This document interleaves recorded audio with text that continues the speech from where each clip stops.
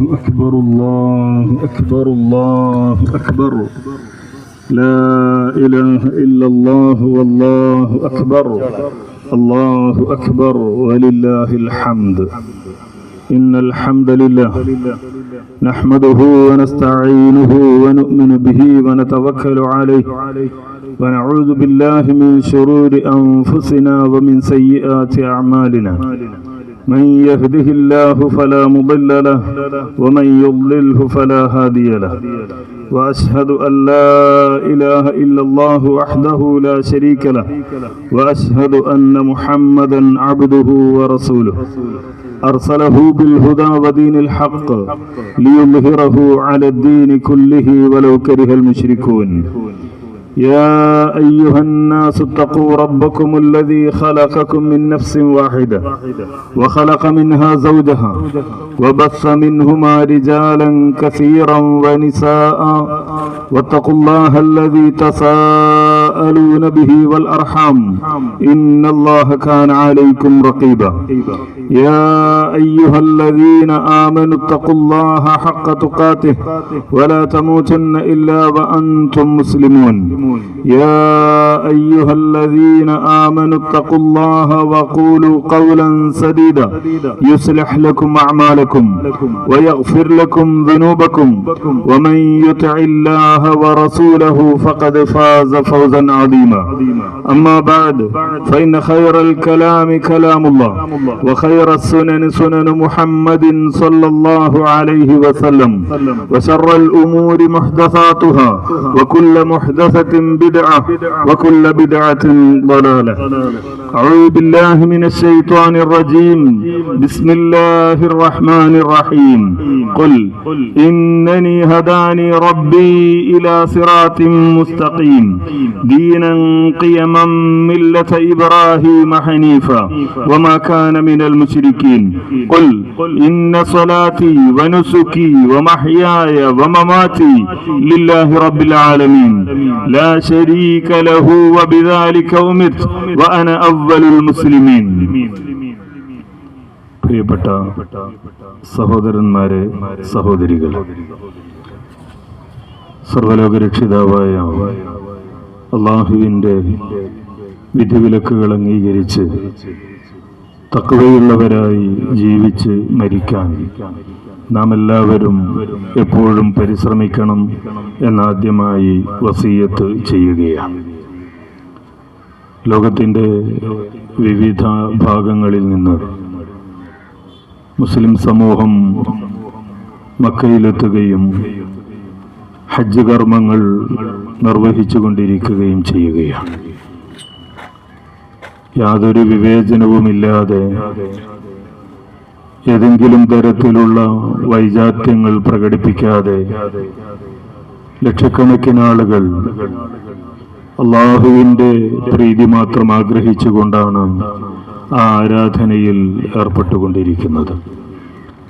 അതിൻ്റെ ഭാഗമായാണ് ലോകത്തെമ്പാടുമുള്ള മുസ്ലിങ്ങൾ ബലിപെരുന്നാൾ ആഘോഷം നടത്തിക്കൊണ്ടിരിക്കുന്നത് എന്ന് നമുക്കെല്ലാവർക്കും അറിയാം.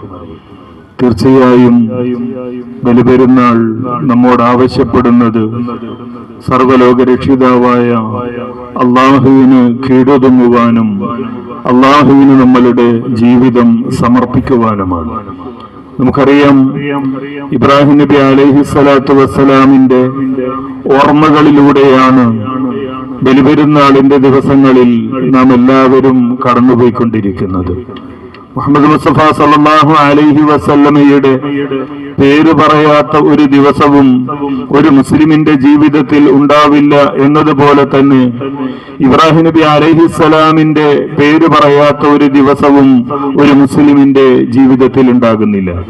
നബി സല്ലല്ലാഹു അലൈഹി വസല്ലമയോട് പ്രഖ്യാപിക്കുവാനായി അല്ലാഹു സുബ്ഹാനഹു വ തആല ആവശ്യപ്പെട്ട സൂറത്തുൽ അൻആമിലെ ഏതാനും വചനങ്ങളാണ് ഞാൻ നിങ്ങളെ ഓതിക്കേൾപ്പിച്ചത്.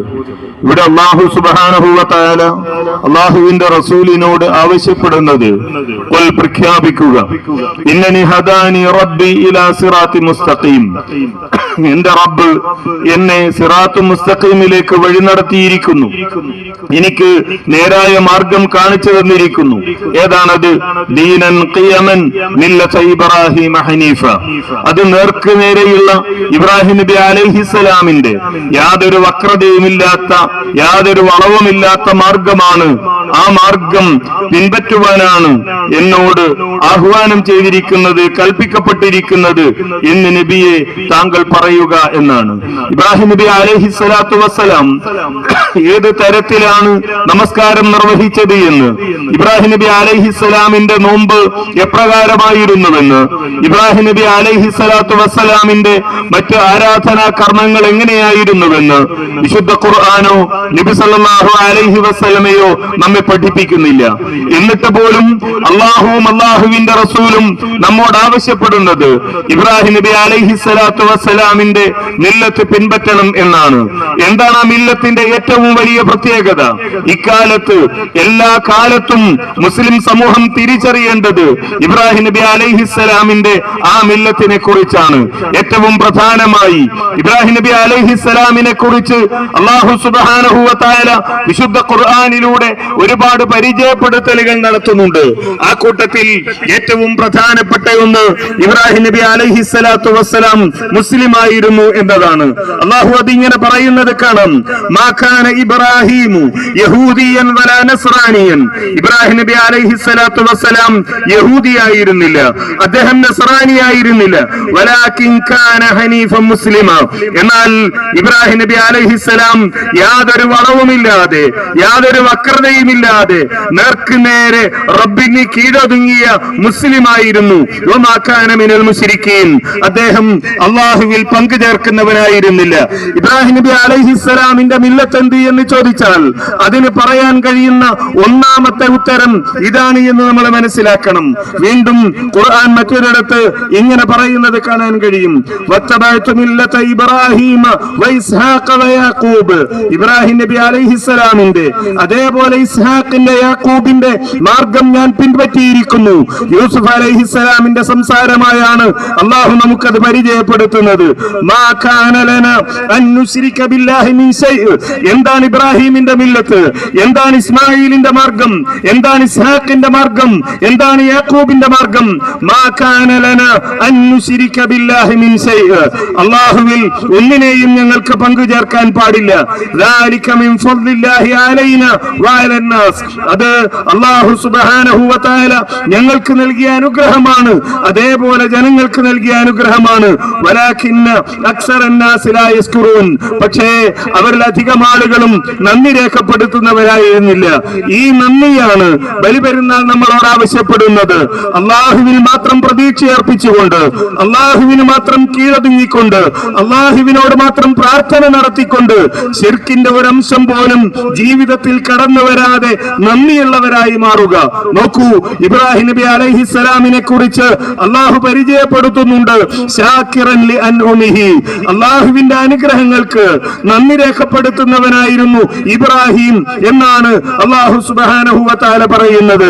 പ്രിയപ്പെട്ടവരെ, ഇബ്രാഹിം നബിയുടെ ചരിത്രത്തിലൂടെ കടന്നുപോയാൽ, അദ്ദേഹത്തിന്റെ കുടുംബത്തിന്റെ ചരിത്രത്തിലൂടെ കടന്നുപോയാൽ, അനുഗ്രഹങ്ങളുടെ ഏത് മാനദണ്ഡം അനുസരിച്ചാണ് അദ്ദേഹത്തിന്റെ അനുഗ്രഹത്തെ കുറിച്ച് നമുക്ക് പറയാൻ കഴിയുക? നമ്മൾ ഇന്ന് അനുഗ്രഹം എന്ന് പറയുന്ന ചില കാര്യങ്ങളുണ്ടല്ലോ. സമ്പത്തിനെ കുറിച്ച് നമ്മൾ അനുഗ്രഹം എന്ന് പറയും, സന്താനങ്ങളെ കുറിച്ച് നമ്മൾ അനുഗ്രഹങ്ങൾ എന്ന് പറയും, ജീവിത സൗഭാഗ്യങ്ങളെ കുറിച്ച് നമ്മൾ അനുഗ്രഹങ്ങൾ എന്ന് പറയും, സ്വന്തം നാട്ടിൽ ജീവിക്കുവാൻ, കുടുംബത്തോടൊപ്പം ജീവിക്കുവാൻ സാധിക്കുന്നതിനെ കുറിച്ച് അള്ളാഹുവിന്റെ അനുഗ്രഹം എന്ന് പറയും, നാട്ടുകാരുടെ സ്നേഹവും വാത്സല്യവും കാരുണ്യവും ലഭിക്കുന്നതിനെ കുറിച്ച് നമ്മൾ അനുഗ്രഹം എന്ന് പറയും. ഇബ്രാഹിം നബി അലൈഹിസ്സലാമിന് ഇതിലേത് അനുഗ്രഹമാണ് ഉണ്ടായിരുന്നത്?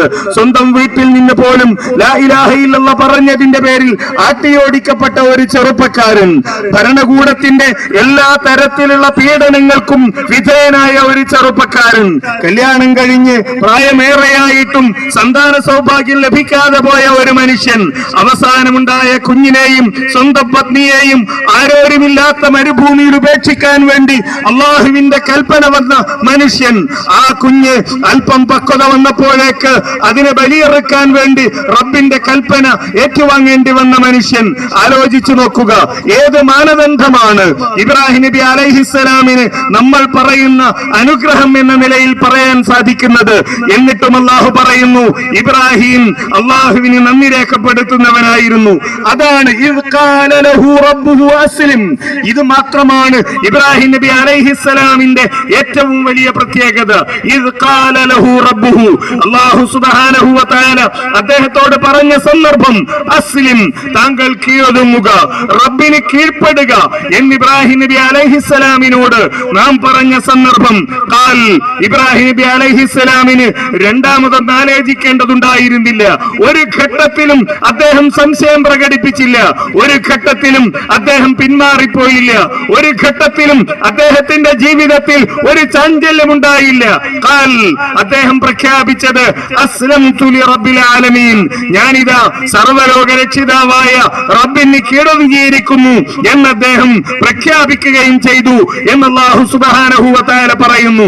ഇങ്ങനെ മുസ്ലിങ്ങളായി തീരുക, സർവ്വലോക രക്ഷിതാവായ റബ്ബിന് സർവം സമർപ്പിച്ചുകൊണ്ട് ഞാൻ മുശ്രിക്കല്ലെന്ന്, എന്റെ ജീവിതത്തിൽ ശിർക്ക് കടന്നു വരുന്നില്ല എന്ന്, അല്ലാഹു അല്ലാത്ത ഒരാളോടും ജീവിതത്തിൽ പ്രാർത്ഥിക്കുന്നില്ല എന്ന്, ആഗ്രഹ പൂർത്തീകരണത്തിന് വേണ്ടി ഒരു ജാറത്തിലേക്കും ഒരു മഖബറയിലേക്കും ഞാൻ പോകുന്നില്ല എന്ന്, ഉറുക്കിന്റെയും ഏലസിന്റെയും അതേപോലെ അല്ലാഹു അല്ലാത്തവരോടുള്ള പ്രാർത്ഥനകളുടെയും ചികിത്സാ രീതികൾ ഒന്നുപോലും എന്റെ ജീവിതത്തിൽ ഞാൻ അവലംബിക്കില്ലെന്ന് പറഞ്ഞുകൊണ്ട് പ്രഖ്യാപിച്ചുകൊണ്ട് മുസ്ലിങ്ങളായി തീരുക എന്നതാണ് ഒന്നാമതായി ബലിപെരുന്നാൾ നമ്മളോട് ആവശ്യപ്പെടുന്നത്. അതോടൊപ്പം തന്നെ അങ്ങനെ മുസ്ലിങ്ങളായി തീരുമ്പോൾ നമ്മുടെ ജീവിതത്തിൽ ഉണ്ടാകേണ്ട രണ്ടാമത്തെ കാര്യം ഇബ്രാഹിം നബി അലൈഹിസ്സലാമിന്റെ ജീവിതത്തിൽ നിന്ന് നാം പകർന്നെടുക്കുക. ആ കാര്യം ഭയപ്പെടാതിരിക്കുക എന്നതാണ്, പേടിക്കാതിരിക്കുക എന്നതാണ്. ഒരാളെയും ഭയപ്പെടാതിരിക്കുക, ഒന്നിനെയും പേടിക്കാതിരിക്കുക എന്നതാണ് ഇബ്രാഹിം നബി അലൈഹിസ്സലാം നമുക്ക് പഠിപ്പിച്ചു തരുന്ന കാര്യം. നോക്കൂ, ഖുർആൻ പറയുന്നത് കാണാം, ലാ ഇലാഹ ഇല്ലല്ലാഹ് എന്ന മഹത്തായ ആദർശവുമായി സമൂഹത്തിലേക്ക് കടന്നു വന്നപ്പോ എതിർപ്പുകൾ ഏറ്റുവാങ്ങേണ്ടി വന്നു അദ്ദേഹത്തിന്. അല്ലാഹു പറയുന്നു ഫഅഖബലു ഇലൈഹി യസിഫൂൻ, അവരെല്ലാവരും കൂട്ടം കൂട്ടമായി എല്ലാ ഭാഗത്തു നിന്നും അദ്ദേഹത്തിന് നേരെ ഓടി അടുക്കുകയായിരുന്നു. ഖാൽ, വളരെ ലളിതമായ ഇബ്രാഹിം നബി അലൈഹിസ്സലാമിന്റെ ചോദ്യം, അതഅബുദൂന മാ തൻഹിതൂൻ, നിങ്ങൾ കൊത്തിയുണ്ടാക്കിയതിനെയാണോ നിങ്ങൾ ആരാധിക്കുന്നത്?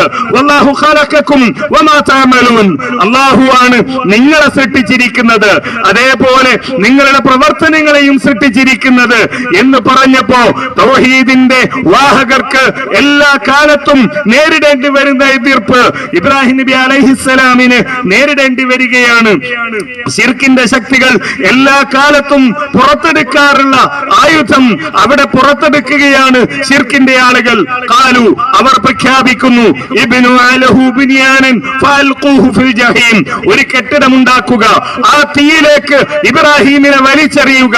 അല്ലാഹു പറയുന്നു ഫഅറാദു ബിഹി കൈദ, അവർ തന്ത്രമാണ് പ്രയോഗിച്ചത്, കുതന്ത്രമാണ് അവർ പ്രയോഗിച്ചത് ഇബ്രാഹിമിനെ ഇല്ലാതാക്കാൻ.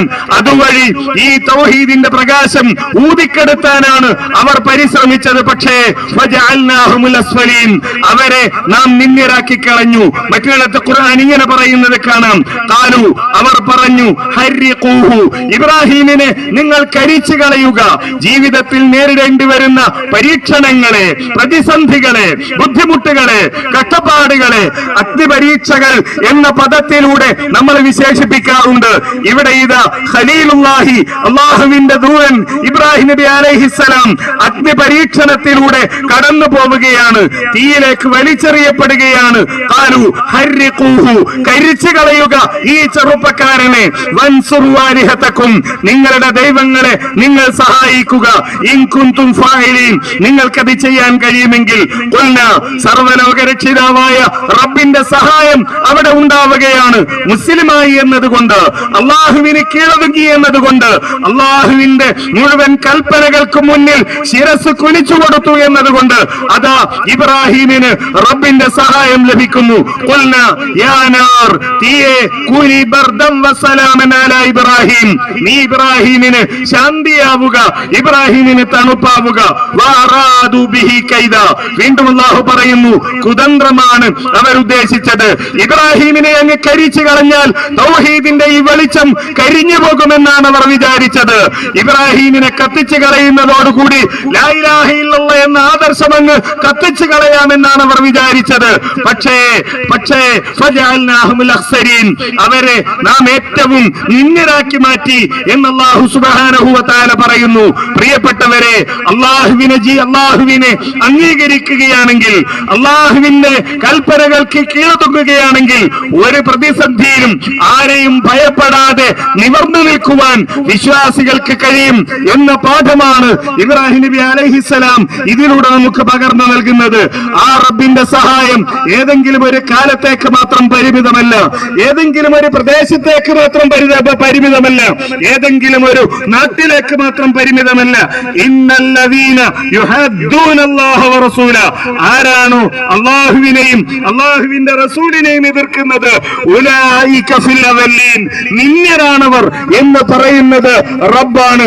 അധികാരമുണ്ടാകാം അവർക്ക്, ആയുധങ്ങൾ ഉണ്ടാകാം അവരുടെ കയ്യിൽ, വിശ്വാസികളെ കീഴടക്കാനുള്ള എല്ലാ ഉപകരണങ്ങളും അവരുടെ കയ്യിലുണ്ടായിരിക്കാം, നിയമങ്ങൾ അവർക്ക് നിർമ്മിക്കാൻ കഴിഞ്ഞേക്കാം, പൗരത്വത്തിന്റെ, മനുഷ്യത്വത്തിന്റെ, മാനവികതയുടെ അവകാശ നിഷേധങ്ങൾ അവർക്ക് തിട്ടൂരങ്ങളായി, നിയമങ്ങളായി പുറപ്പെടുവിക്കാൻ കഴിഞ്ഞേക്കാം.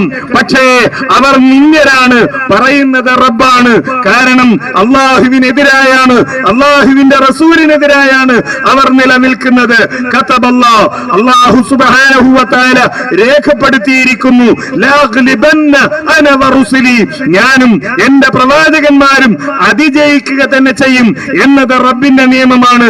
കാരണം ഇന്നല്ലാഹ ഖവിയ്യുൻ അസീസ്, അല്ലാഹു സുബ്ഹാനഹു വ തആല അജയ്യനാണ്, അതേപോലെ തന്നെ അല്ലാഹു സുബ്ഹാനഹു വ തആല അതിശക്തനുമാണ് എന്നാണ് റബ്ബ് പറയുന്നത്.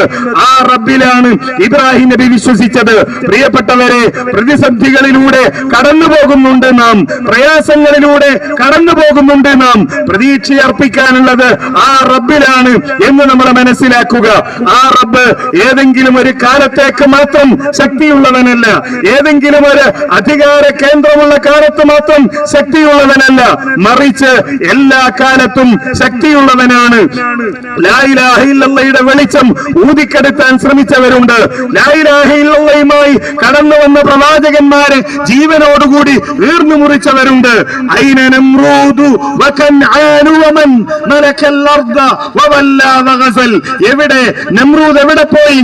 ഇബ്രാഹിം ഇന്നും ലക്ഷക്കണക്കിന് കോടിക്കണക്കിന് ആളുകളുടെ മനസ്സിൽ ജീവിച്ചു കൊണ്ടിരിക്കുന്നു.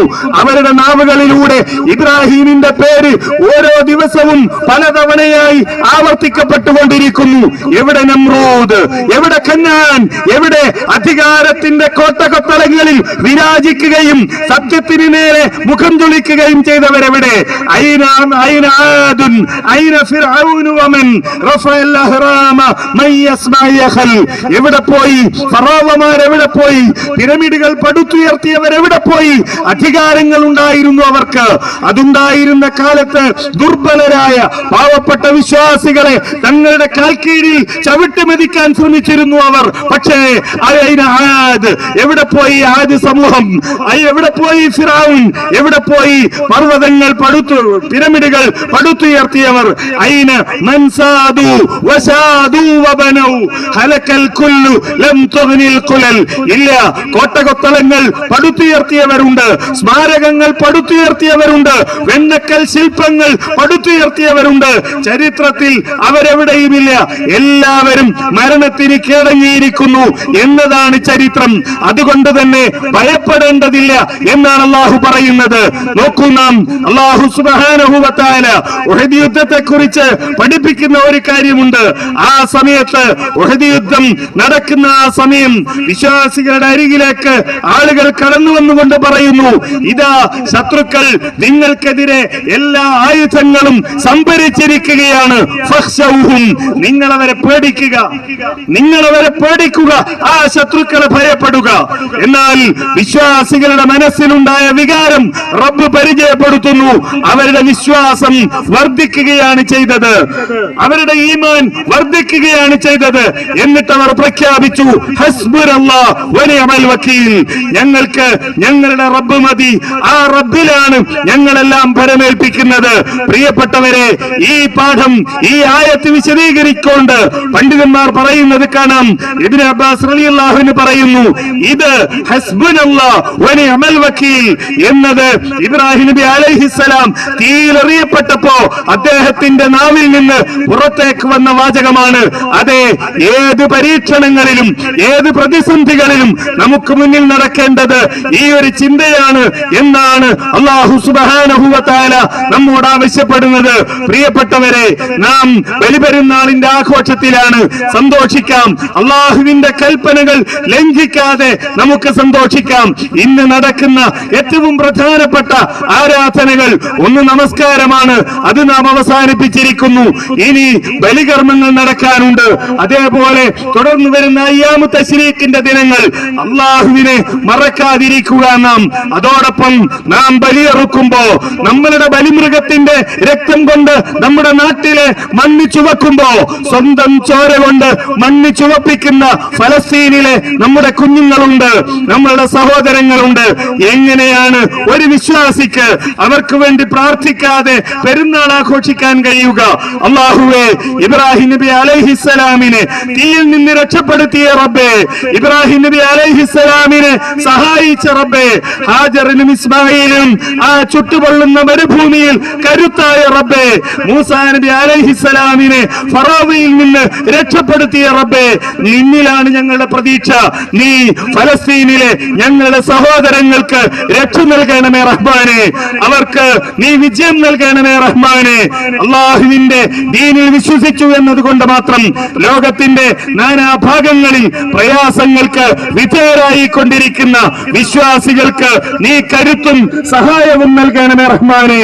അറിഞ്ഞുമറിയാതെയും ഞങ്ങളുടെ ജീവിതത്തിൽ സംഭവിച്ചു പോയ അബദ്ധങ്ങൾ അത് നീ ഞങ്ങൾക്ക് പുറത്തു തരണമേ റഹ്മാനെ. രോഗികളായി പ്രയാസപ്പെടുന്ന ആളുകൾ ഞങ്ങളുടെ കൂട്ടത്തിലുണ്ട്. അല്ലാഹുവേ, നിന്നിലേക്കാണ് ഞങ്ങൾക്ക് കൈ ഉയർത്താനുള്ളത്. നീ അവർക്ക് രോഗശമനം നൽകണമേ. ഞങ്ങളുടെ കൂട്ടത്തിൽ നിന്ന് മരണപ്പെട്ടു പോയവർ, ഈ തൗഹീദിന്റെ മാർഗത്തിൽ അത്യധ്വാനം ചെയ്ത ഞങ്ങളുടെ ഉലമാവ്, ഞങ്ങളുടെ ഉമറാവ്, പണ്ഡിതന്മാർ, നേതാക്കന്മാർ, സാധാരണക്കാരായ പ്രവർത്തകർ, ഞങ്ങളുടെ മാതാപിതാക്കൾ എല്ലാവരെയും നീ നിന്റെ സ്വർഗത്തിൽ ഒരുമിച്ച് കൂട്ടണമേ റഹ്മാനെ. റബ്ബന ആതിനാ ഫിദ്ദുനിയ ഹസന വഫിൽ ആഖിറതി ഹസന വഖിനാ അദാബന്നാർ. റബ്ബന തഖബ്ബൽ മിന്നാ ഇന്നക അൻതസ് സമീഉൽ അലീം വതുബ് അലൈനാ ഇന്നക അൻത തവ്വാബുർ റഹീം യാ ഗാഫിറൽ മുദ്നിബീൻ വൽഹംദുലില്ലാഹി റബ്ബിൽ ആലമീൻ.